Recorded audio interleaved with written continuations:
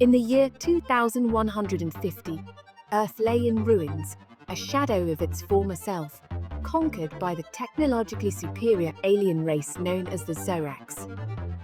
The invasion was swift and ruthless, leaving humanity devastated and subjugated under the strict regime of their alien overlords.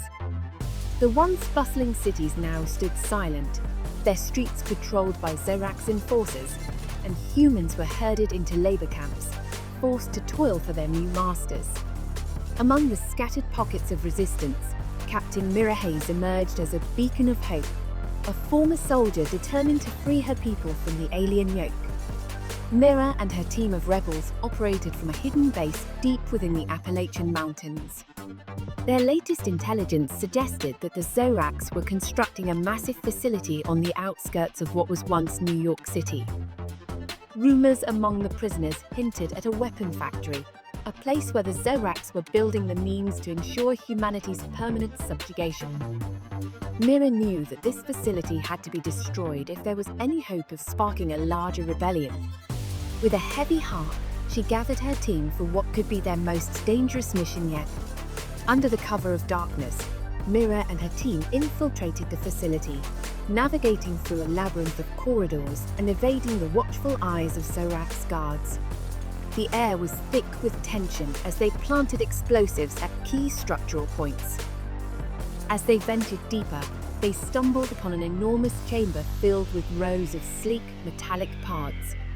To their bewilderment, these pods seemed to be in the process of assembling themselves, a technological marvel beyond anything the rebels had ever seen. It was then that they encountered a Zorax scientist, who, in a moment of unexpected vulnerability, revealed the true purpose of the facility. The pods were not weapons, they were stasis chambers. The Zorax had learned of an impending cosmic catastrophe, a rogue black hole hurtling toward Earth, set to obliterate the planet within decades.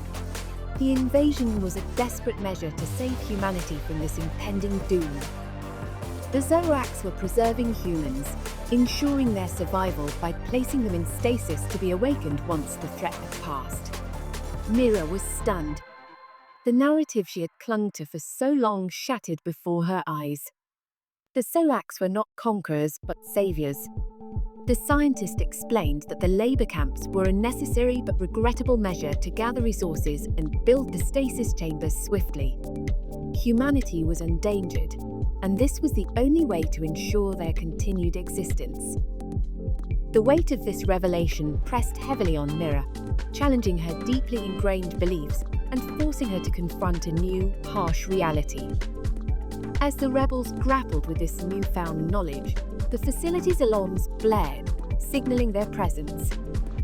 The team had to make a choice: complete their mission and destroy the facility, condemning humanity to face the black hole, or abandon their plan and trust the Zorax, hoping that their intentions were truly benevolent. Mira's mind raced as she weighed the options, the lives of billions resting on her shoulders. In a split-second decision, Mira chose to halt the sabotage. She ordered her team to disarm the explosives and secure a safe exit. The Zorax scientists, recognizing their intent, provided a secure route out of the facility, ensuring the rebels' safety. As they fled, Mira couldn't shake the feeling of uncertainty. She had taken a leap of faith, hoping that the Zorax's dire warning was true and their actions were genuinely in humanity's best interest. Back at the rebel base, Mira convened a council of resistance leaders, sharing the shocking truth she had uncovered. The revelations sparked heated debates and fierce arguments. Some leaders refused to believe the Zorax, insisting it was a ploy to break their resolve. Others, swayed by Mira's conviction and the undeniable evidence, argued for a ceasefire and a dialogue with the Zorax.